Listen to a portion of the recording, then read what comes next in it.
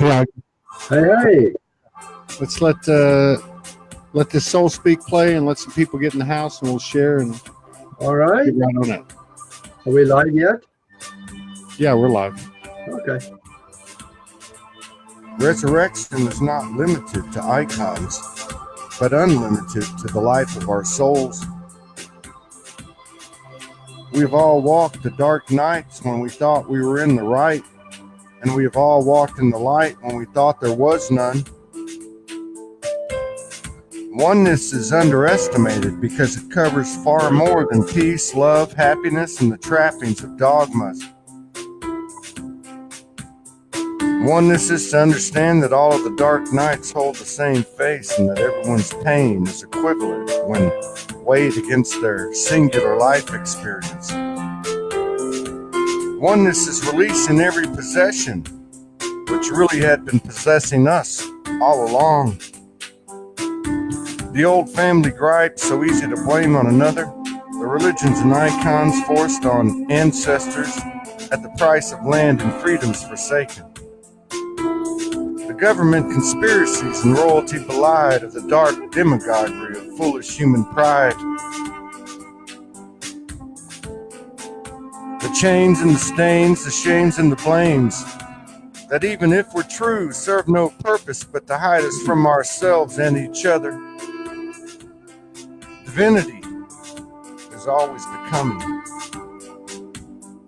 always on time, leading to the first and last, the end that begins. I am soul.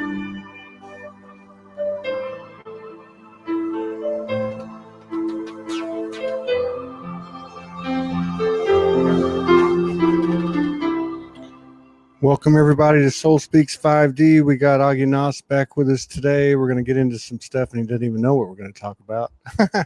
I don't either. but I love talking to Aage because he's very well researched. He's been a radio and TV personality for a long time. He's got an incredible new initiative on YouTube.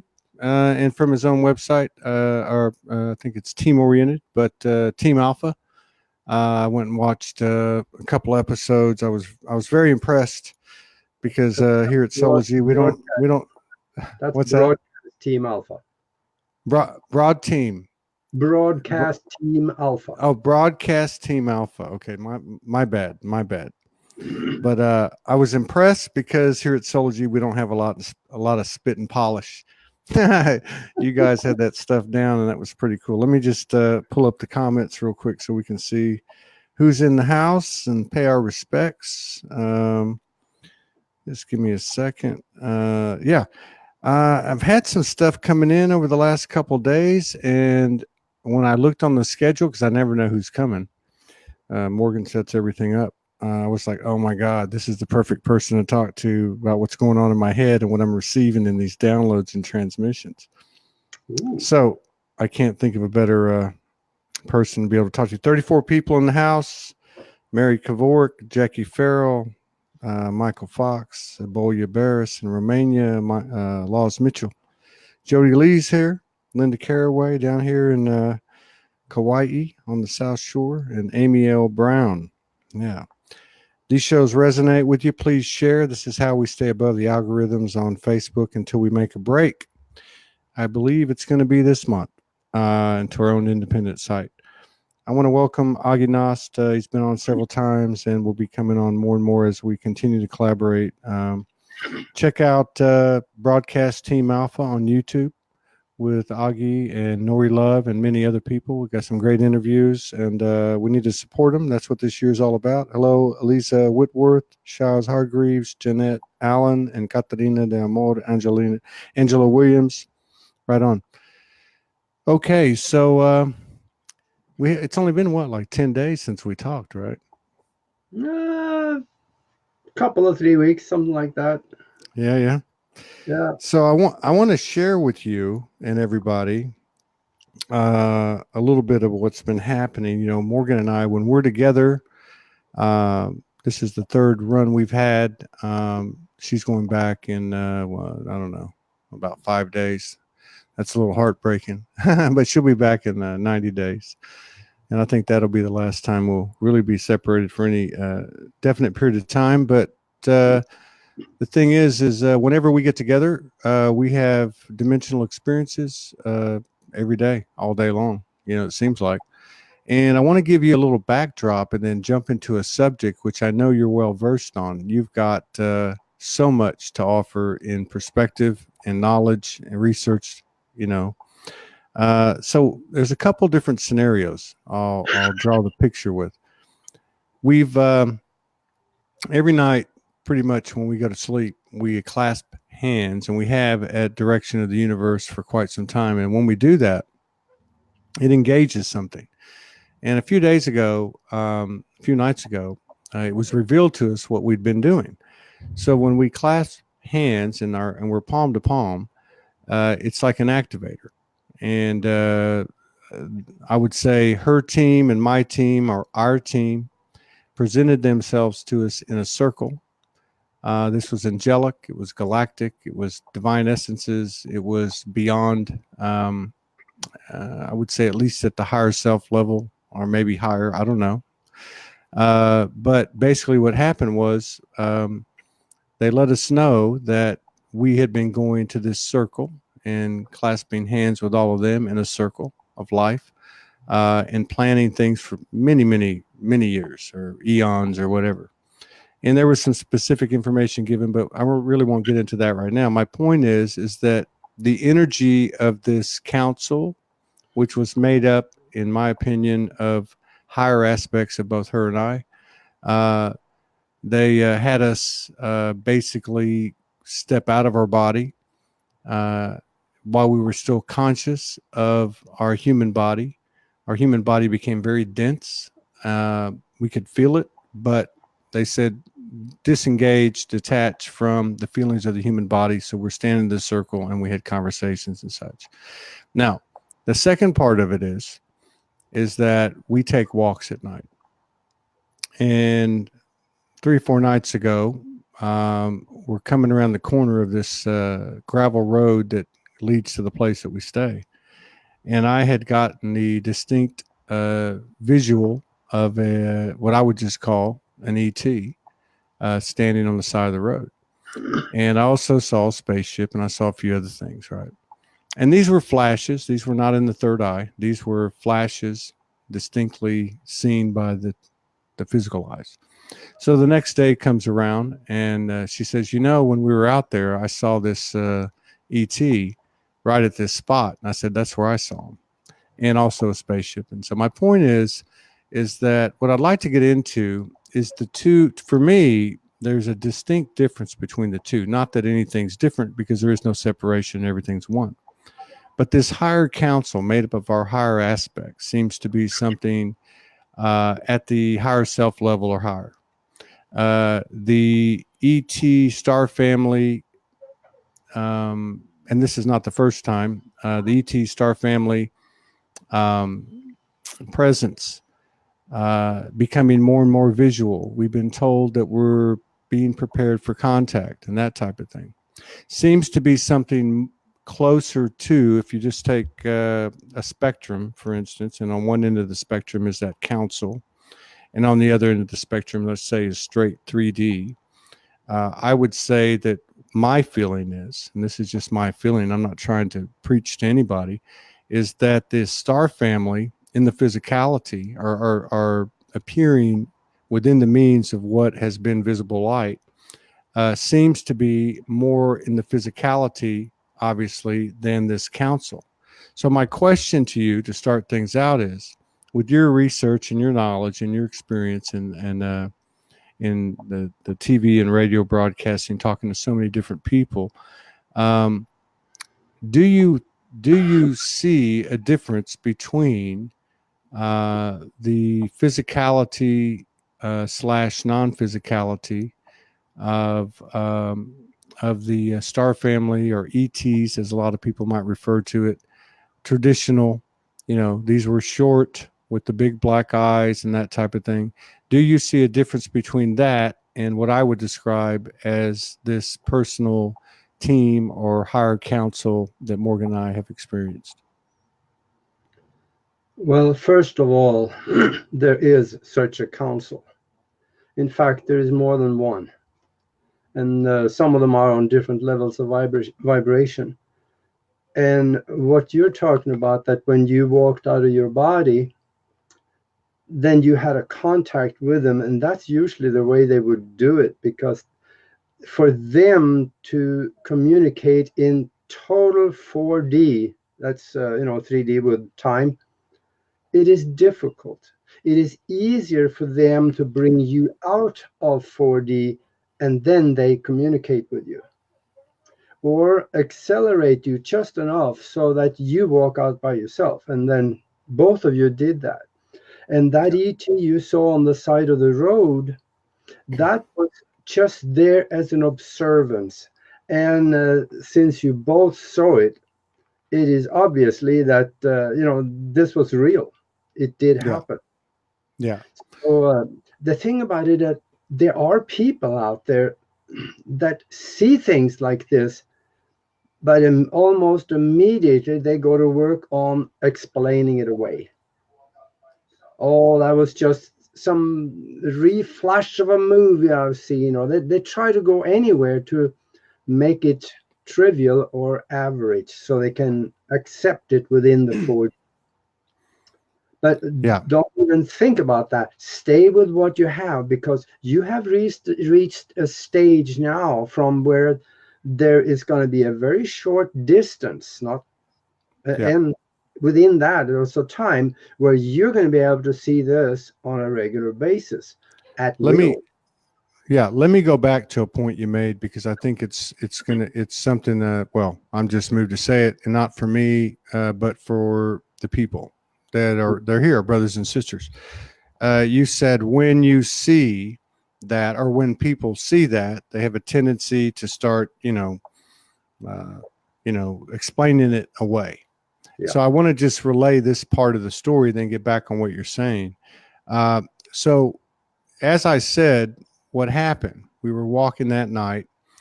We were coming around a corner in a specific place in the same spot, and I had already been feeling their presence, but nothing visual.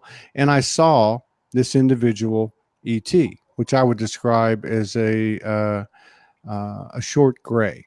Okay. And not that I even really know what that means, but just based on the typical imagery that has come out. Now, I also saw a spaceship in a pasture on the way into the house. Now, the next day came, and we had a dimensional experience that night as we laid in bed and clasped hands.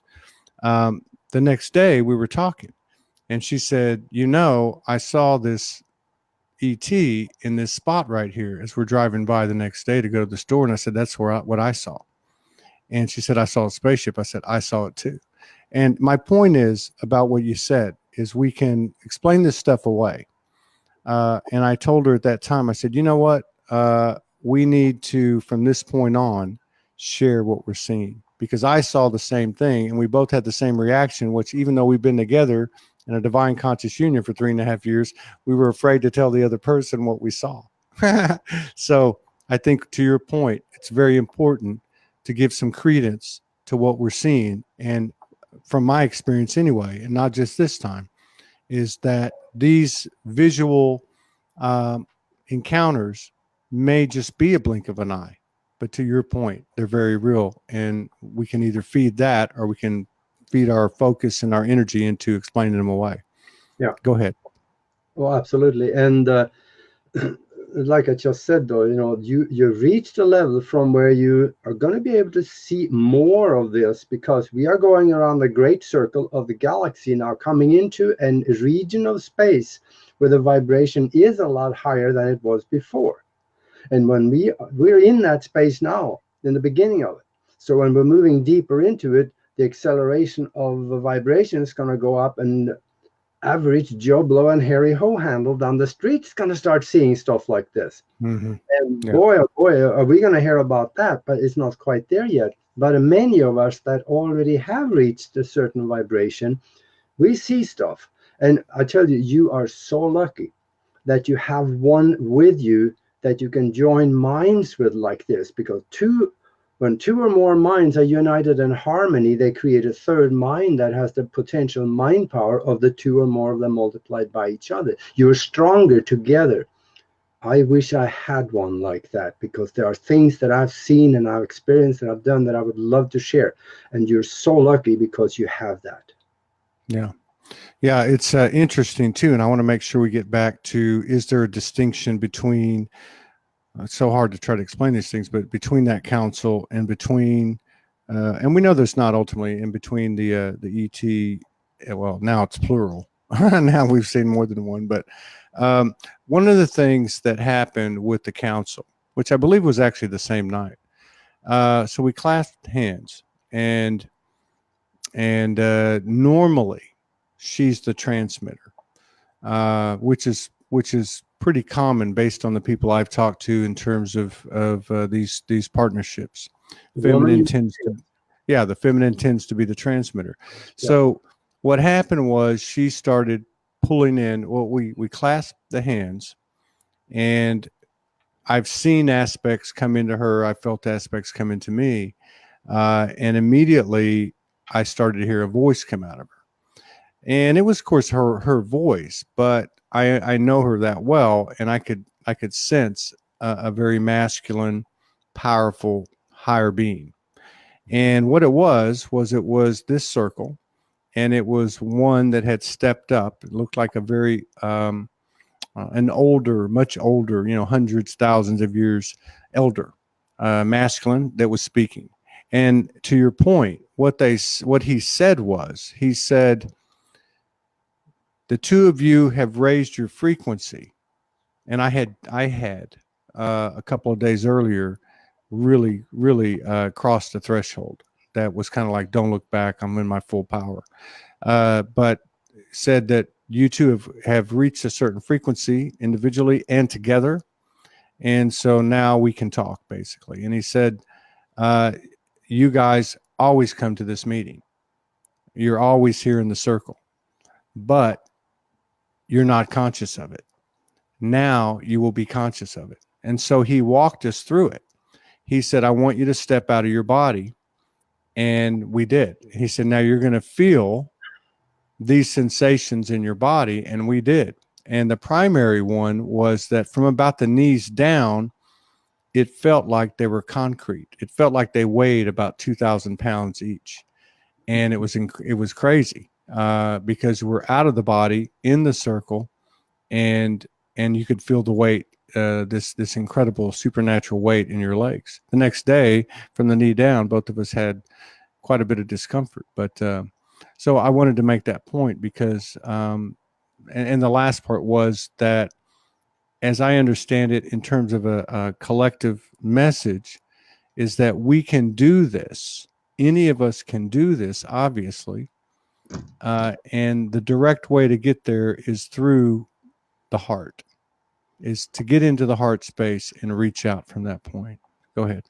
And that's from old writings, when they say that, it comes from the heart. We also got to remember that in the really old language, dating from the Hebrew and before that, the word for the heart and the mind was the same word. Yeah. So we're talking about being in the mind, and mind is all there is, because there's really, in a mind created universe, this is all there is. It's mind. We have an impression created by a projection from the mind out in form of 3 and 4D, so that the spark of life can have the experience that we are getting in the physical. So it gets complicated, but there is a way to understand it. We just have to view it and read it a few times and ponder and meditate on it, and then it opens up so we can understand it. Yeah, I think one of the things we've gotten, I'm not trying to contradict you, has been we can't well, what, you know, and this has come in for me and for her to a degree, although I think she's been connected for obviously much longer than I have, 3 times longer than I have. And that is that we don't have to understand everything. This stuff comes in, and it's physical, it's emotional, it's mental, it's the auric body, it's everything. And sometimes, well, what I've learned, one of the things I've learned from her that was, you know, that's helped me a lot, is just to say, yes, please, and I surrender. Those 4 words really do a lot, because if you go back to the night I was describing, when we stepped into the circle from a conscious level, they were touching us. They were putting their hands on our heart. There was, I mean, we're talking about a physical touch where one's looking at the other going, are you touching me? You know? So, you know, the veil, and we've had many, many other experiences, especially over the last 11 weeks, visual and sensatory, you know, in terms of being touched and that type of thing. So, you know, I got to believe that as the individual goes, or as this couple goes, so goes the collective. And there's just too many people receiving too much stuff. But back to what I wanted to just see what your opinion was.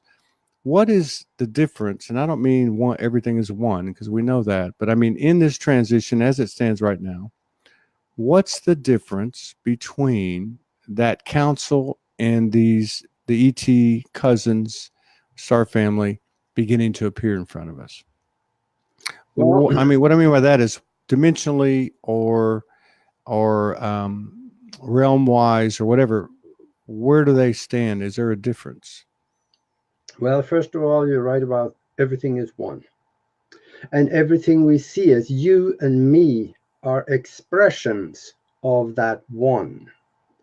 And that ET you saw is just another expression of that, even though that the ET may not know that, because a lot of the ETs, they are very technologically advanced, but they may not be spiritually advanced and have a great understanding. So he may or may not have the understanding, but he know he had a purpose for being there for some type of awareness creation in you. He may have been sent there as a tool for something that did have the awareness, or he did have the awareness and wanted to do this awareness awakening himself.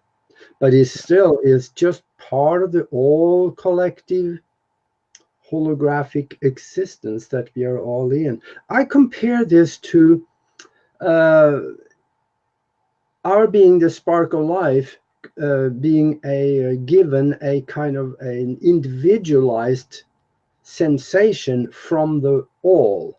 It's kind of like going to the woods and you find a tree that spread itself with its root system. So if you clear off everything, you plant one tree in the middle of that field and leave it there for 20 years. 20 years later, you're going to have a whole bunch of trees sitting in that field. It all looks like separate trees, but it isn't. It's the same organism. It just looks separate above the ground, but it's all one under the ground. Does that make sense? Oh, absolutely, it does. Yeah. And I want to point out too, because again, this show is about you know, expressing what we've experienced in an attempt to activate our brothers and sisters and vice versa, and exchange soul codes. The message that we received from the ET cousin, or however I should refer to that, I don't know, is that they were here. And I can only speak for what we experienced, to help us in the physical manifestation of the things that we need. Now, the second night, or the night after we both saw what we saw and didn't tell each other till the next day, that night I had been hit with a couple of days of just really drowsiness, energy coming in, and I couldn't stay up that night. One of the things the council told us was, if one's asleep, just clasp the hand of the other and you can still be there, which Morgan did. And when she did that, she went to the circle, and I was standing right next to her, of course, on our light bodies. But at some point, she interacted with the ET cousin, and he explained that they were here to help us to physically manifest things. Like, they're closer to the physicality. So she said, I think she was up with him for 2-3 hours, but she said to him, we could use this and we could use that. I'm not going to say what they were specifically, but the second one was kind of a joke. And distinctly heard, it's not a joke. You already have it. Now, the next morning, we get up, and those things came. And I mean came in hard and heavy, in a good way. So it seems like that there's an etherical, typical, I don't say typical to take anything away from it, but with the council, with the divine essences, the angelic, galactic light beings, that type of thing, there is that etherical relationship that's very non-physical. This other one seems to be more closer to the physical, but still non-physical, if you get what I'm saying. Do you have any reflection on that? Yeah, and there is a kind of a boundary layer in between, maybe where we are in 4D to the higher vibrations, and a lot of things happen in there. The higher vibratory spiritual beings come down into that boundary layer, and in the astral worlds, and they can communicate with us. And what you did, or what she did, when she said we can use this and we can use that, she was out of the physical. And you can ask her about that. I'm almost sure that when she asked, she didn't ask in words, but she was just kind of voicing the words of request in the form of a mental picture that she transmitted to them, because that is the language of the spiritual world that is best understood. Yeah, and absolutely. Yeah, and then that is brought back into the physical, and she brought it with her.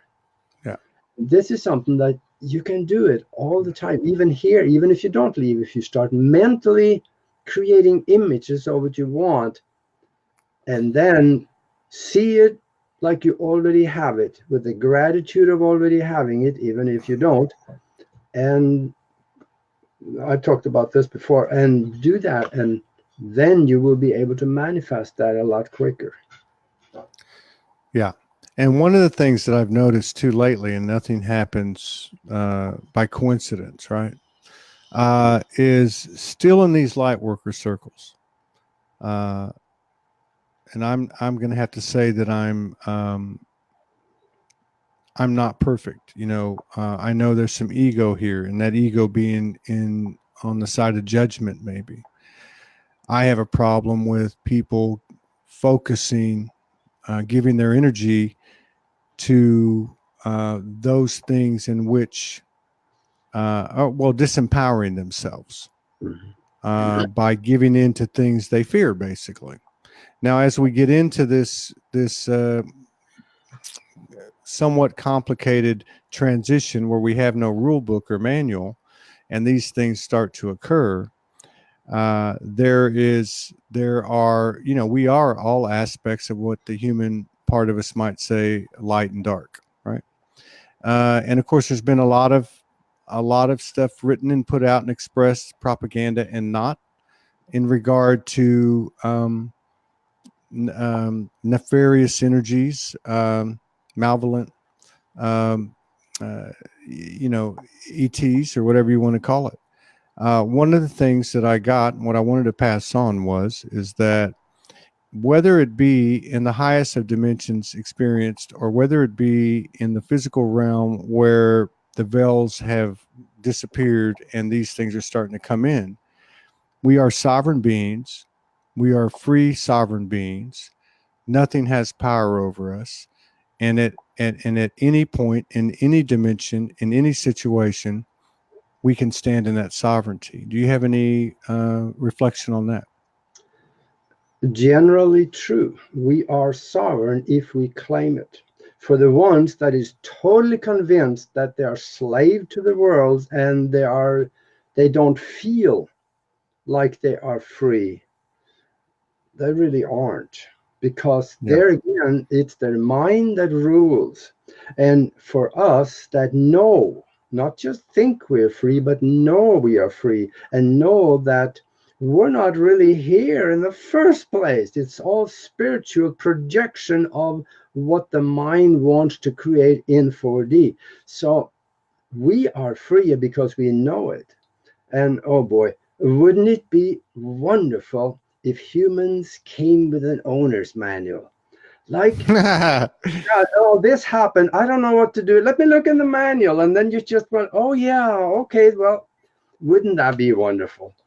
But it isn't that way. We got to figure it out. And we sometimes can go within and look at that owner's manual. There is answers if we go within, just like it says in the Bible even. You know, like say, be still. That don't mean sit still. That means go within, still your mind, and ask for things. Peace, be still, and know that I am soul. I changed that one. Now, let me throw a little spin on it, okay? Because this is kind of where I'm very curious and inquisitive, and I discussed this with Morgan a little bit. Now, because I see a distinction.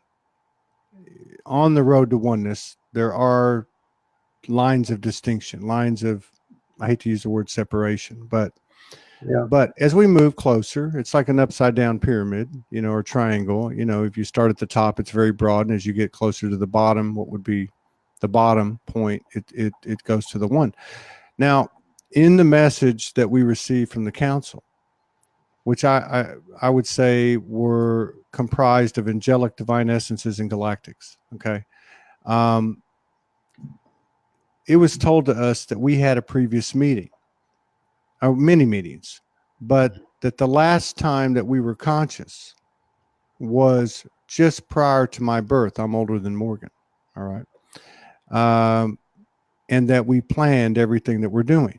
Now, the resonance and the vague or not memories, the alignment of it held true.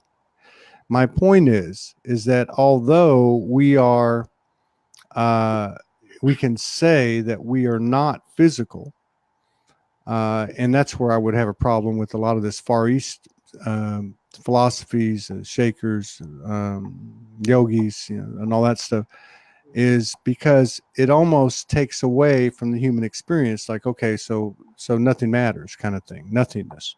But my point is that there seemed to be not a sense of urgency so much, but an importance, a significance to the plan that we had laid out, and that we had gotten to this certain threshold and crossed through it, which leads me to believe that even though at the end of the day we've got nothing to worry about, there is an importance to what we're all doing here in terms of bringing the energy back up through our own self-expansion, self-love, and now co-creation and collaboration.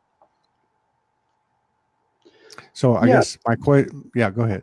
You got it. What you planned, the two of you planned before you were born, were not necessarily for your purpose.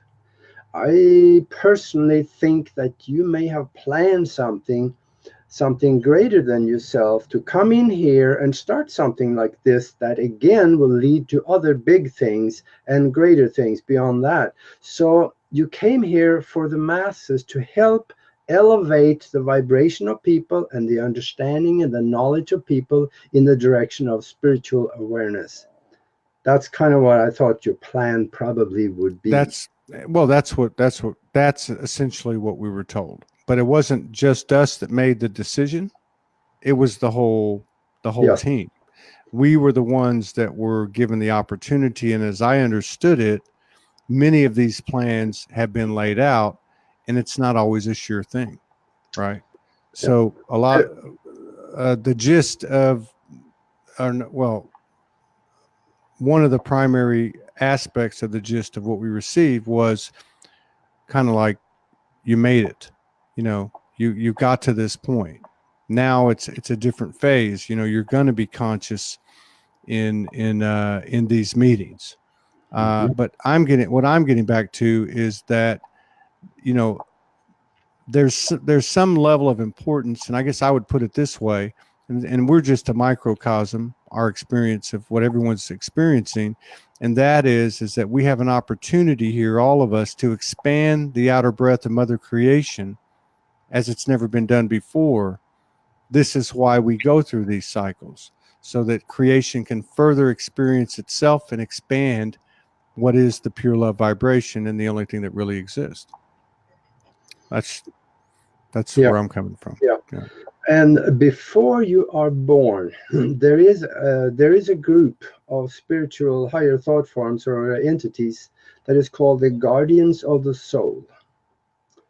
And they are there with you, and there could be anything from 4 to 5 individual spiritual entities that help you plan your future incarnation.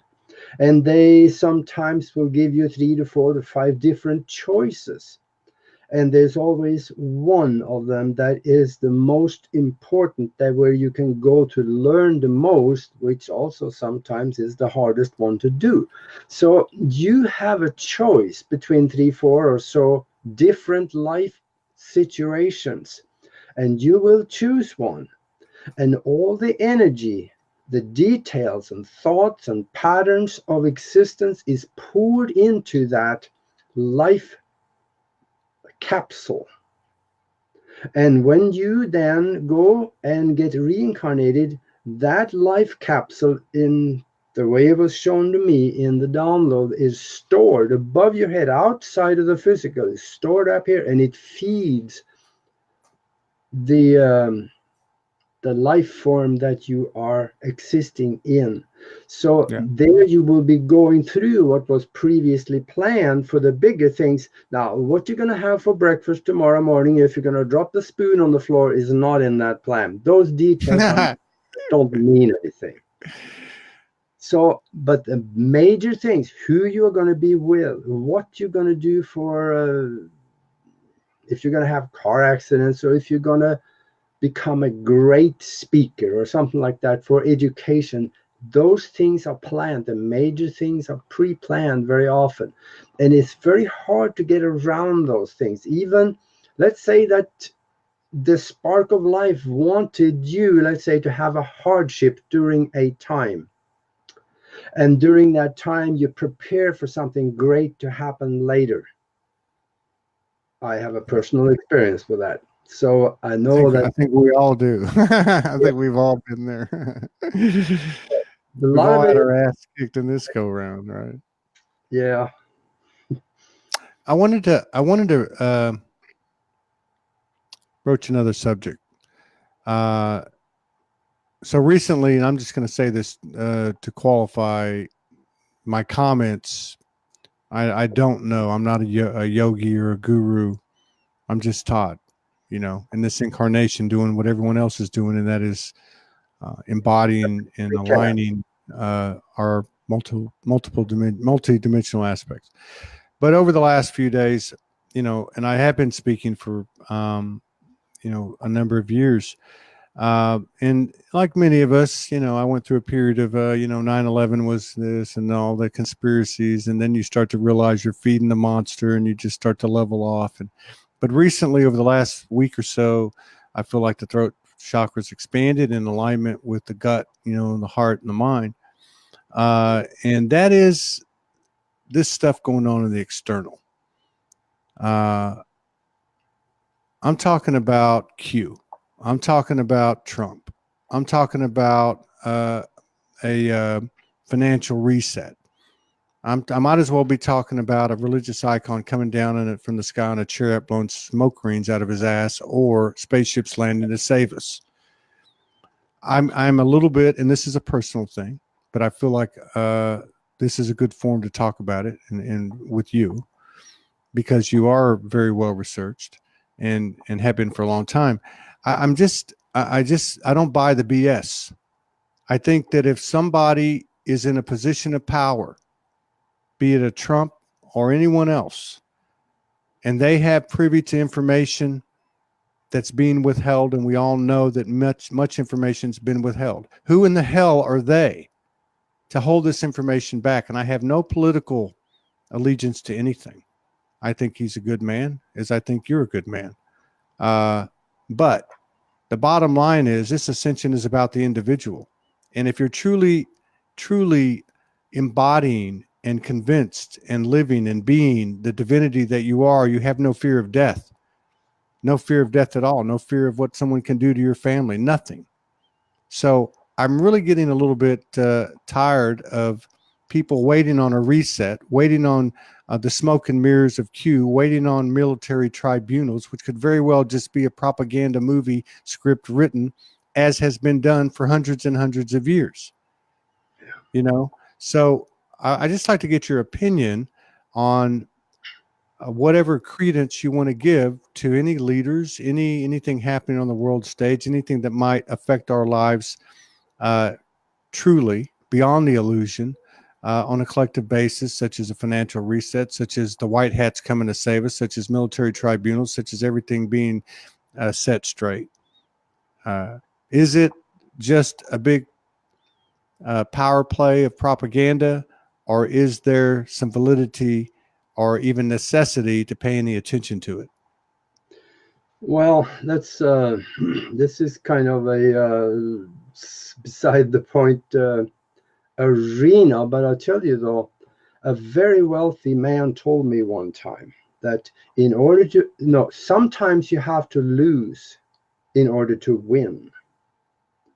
And what I see going on in Washington right now is that if Trump got in there and turned the apple cart totally upside down the first week in office, he will be assassinated by Tuesday next week. So no, there has to be a plan behind it. And that plan involved the concept of keep your friends close, but your enemies closer. And he's got a lot of enemies around him. But I believe that he is smarter than what it looks like. And I went to the government website and verified the 73, a couple of months ago, 73,000 sealed indictments. They are there. Oh, I know they're there. Yeah, I know those indictments are there. But getting back to what you're saying, I mean, even whether or not, and I don't want to make this about him, because as far as I'm concerned, there's no difference between, none of them were in power. None of them had much strength at all. And if any of them did, it might have been Kennedy, and we know what happened to him. But again, if you're divinity, what are you afraid of? Okay, what is there to be afraid of? Because the collective, are we, who is coming up, who is coming from a high enough vibration, or who, plural, to make the judgment that the 99.99% is not ready? Who the hell are they? Are they energetically? How do they know we're not ready? I just don't buy it. Well, I don't see anybody jumping up on a podium and saying, we know we have a secret space program. We have ET contact. We have solid archaeological evidence that's been hidden by the Smithsonian for over 100 years of giants that walked the planet. This is our history, and who has that authority? Nobody. We are soul. We are divine gods and goddesses. And as far as I'm concerned, I don't buy any of it, because I don't see it happening, and I don't believe that they know what they're doing. I think they're just like us. They put their underwear on like us. They put their socks and shoes on like us, and they're privy at the mercy and the grace of the negative and positive energies around them that are actually just extensions of them. And another way to say that is I don't think any of them have any balls. And I think it's time that the 99.9% start to stand up, even if it's in forums like this, because in forums like this, we actually permeate through the entire divine holy grid that constructs this new earth. Yeah. And I think that the 90-some% of the people that they're saying, oh, we're afraid that we're going to have panic. Well, no, that'll never happen. I think most people today, if they woke up one morning and saw the skies full of spaceships, they would probably look up and say, wow, those people like Todd and Aage, gosh, they were right after all. They wouldn't panic. They would just, okay, now what is next? What do we do? Well, what are they going to do? Are they coming here with, help us? Or are they going to, people would be more curious than scared. I agree with you. Yeah. They had we haven't, there is no one with the authority to cover this up. There are some people that has taken the authority, and that is government, the CIA and the cabal and whoever is behind the curtain pulling the strings. They've taken that authority to cover it all up, and we haven't challenged them strong enough, even though disclosure has already been happening. The Russians have admitted that, yes, we got aliens here, and a lot of the government documents has been out there that's showing, yes, here they are. But since the government doesn't admit, say, well, we lied to you all these years, I'm sorry, then nobody believes it. Or few. Well, I mean, as far as being shocked, I mean, they've had reports from time to time. I mean, I think the last one I read about was, well, let me put it this way. If you cut off government subsidization today, food stamps, that primarily that, disability checks, Social Security checks, how much havoc and chaos would that cause, and how long would it take? Now, if you flip it the other way and say, come out and say, hey, 9/11 was this, Kennedy assassination was that, and come out with just 10%, 15, 20% of the truth. Do you really think people would freak out any more than they would freak out when the dollar, hits, implodes and they can't go buy groceries? I mean, come on. I'm tired of listening to this crap. I'm tired of it. I don't go look for it, but the whole point is we are the power. We have the ability to consciously change everything through our thoughts. And this is where I'm going with it. I've seen this happen in my life in the last, we all have, but in the last 10 days or 2 weeks, I've seen some what I would say borderline phenomenal things that you can say are coincidence, but they're coming from the power of an aligned heart and the thoughts produced by it. And I'm not the only one, and I find it hard to believe that there's not a proportionate percentage of quote unquote light workers in every institution and organization out there. Yes, there are many people in the government that think like we do, and they're on the inside. So they are also trying to work a change in whichever way they can, but they can't go too fast or too high or too much, because then they'll probably get fired. So they're doing what they can. So big deal. Yeah. Big deal. You get fired. How many light workers have gone out there and traveled the world on pennies? Yeah. On nothing. How many of them have gone out there on a wing and a prayer? Many, many, many have. We are the leaders. They're not the leaders. No, they're not. They're not the leaders. I mean, if we can, I see initiatives in the light worker community of people doing group meditations at set times. And we had 6,000-7,000 healers. I watched or observed that pulled their line together in healing. You see these things that happen in these other countries where you got 1 million kids meditating on peace or this or that. Whatever the case is, this is where the power is. This is where it is. And it doesn't take boycotting or marching or protesting. It takes balls is what it takes. And I think we either have to accept our divinity, we either have to shift or get off the pot. You know what I mean? Yeah. So we either accept our divinity or we don't. And I'm that brings, accepting. Yeah. that brings me to the next thing I want to mention, because the mind is the most powerful thing there is if you know how to use it. And that's why Nori and Tom and I, we have been trying to lay the foundation for a mastermind group. And we're going to pull that out shortly here. And that is when we're getting a large group of people together with one intention-driven, visualized thought in purpose. And we're going to do this so that we can do the same thing as Art Bell did when he created rain over Texas out of absolutely no moisture whatsoever. And these things can be done. And when the mastermind group goes to work on something, it changes. Yeah, I agree. And I would love to see you part of this, because where two or more gather. I want to tell you one last thing before, and we can go back to you in a minute to close out.